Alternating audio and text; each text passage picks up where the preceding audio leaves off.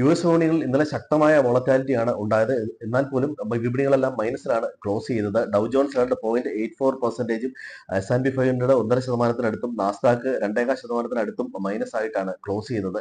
China അമേരിക്കയ്ക്കെതിരെ ചുമത്തിയ 34% tariff പിൻവലിക്കാനുള്ള date അവസാന സമയമായിരുന്നു ഇന്നലെ. അത് പിൻവലിക്കാത്തതിനെ തുടർന്ന് അമേരിക്ക 50% താരിഫ് ചൈനയ്ക്ക് ചുമത്തിയിട്ടുണ്ട്. ഇപ്പോൾ ഏതാണ്ട് 104% താരിഫ് ചൈനീസ് പ്രോഡക്റ്റുകൾക്ക് അമേരിക്ക ചുമത്തിയിട്ടുണ്ട്. ഇതാണ് മാർക്കറ്റുകളുടെ നഷ്ടത്തിലേക്ക് വരാനുണ്ടായ പ്രധാനപ്പെട്ട കാരണം.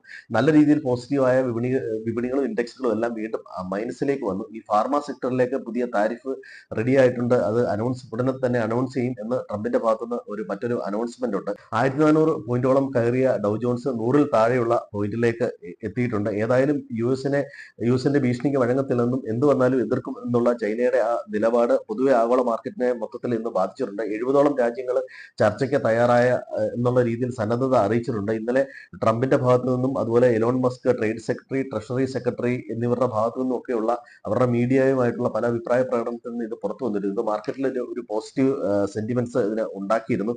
ഇനി ഇന്ത്യൻ മാർക്കറ്റിലാണെങ്കിൽ ഇന്ത്യൻ മാർക്കറ്റും ഏഷ്യൻ മാർക്കറ്റും എല്ലാം ഇന്നലെ നല്ല രീതിയിൽ പോസിറ്റീവ് ആയിരുന്നു. ജപ്പാൻ വിപണിയൊക്കെ ഒരു അവസരത്തിൽ 6%-ലധികം പോസിറ്റീവിലാണ് നിന്നിരുന്നത്. മിക്ക വിപണികളും 2%-ലധികം പ്ലസിലാണ് ഇന്നലെ ക്ലോസ് ചെയ്തത്.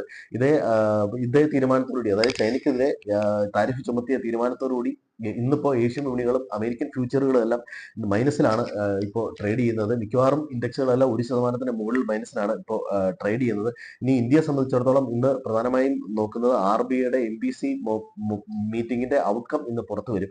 മിക്കവാറും റേറ്റ് കട്ടാണ് എല്ലാവരും പ്രതീക്ഷിക്കുന്നത്. 25 ബേസിസ് പോയിന്റ് റേറ്റ് കട്ട് പ്രതീക്ഷിക്കുന്നുണ്ട്. ഇത് കൂടാതെ തന്നെ GDP-യെ സംബന്ധിച്ചുള്ള RBIയുടെ പ്രൊജക്ഷനും അതുപോലെ താരിഫ് റിലേറ്റഡ് ഇഷ്യൂവിൽ RBIയുടെ നിലപാടും ഇനി അത്തരത്തിലുള്ള കമന്റുകളെല്ലാം ഇന്ന് മാർക്കറ്റിനെ സംബന്ധിച്ചിടത്തോളം വളരെയധികം നിർണായകമാണ്. 10 മണിക്കാണ് ഈ ഡേറ്റ പുറത്തു വരുന്നത്. ഇനി അമേരിക്കയിൽ FOMC മിനിറ്റ്സും അതുപോലെ മോർട്ട്ഗേജ് റേറ്റിനെ സംബന്ധിച്ചുള്ള വിവരങ്ങളും മാത്രമേ ഇന്ന് പുറത്തു വരാനുള്ളൂ. നാളെ മാർക്കറ്റിന് അവധിയാണ്. അതുകൊണ്ട് F&O എക്സ്പയറി ഇന്നാണ്. അപ്പൊ അതിനെ സംബന്ധിച്ചിട്ടുള്ള ഒരു വോളറ്റാലിറ്റി മാർക്കറ്റിൽ ഉണ്ടാവാനുള്ള എല്ലാ സാധ്യതകളും ഉണ്ട്. ഇനി F&O പൊസിഷൻ നോക്കുകയാണെങ്കിൽ ഇപ്പോഴും പ്രോ ട്രേഡേഴ്സും അതുപോലെ തന്നെ ഫോറിൻ ഇൻസ്റ്റിറ്റ്യൂഷൻസും കൂടുതലും ഷോർട്ട് പൊസിഷനാണ്. അത് ഹെഡ്ജഡ് ആണ്, നെഗറ്റീവ് ബയാസിലാണ് തന്നെയാണ് ഇപ്പോഴും നിൽക്കുന്നത്.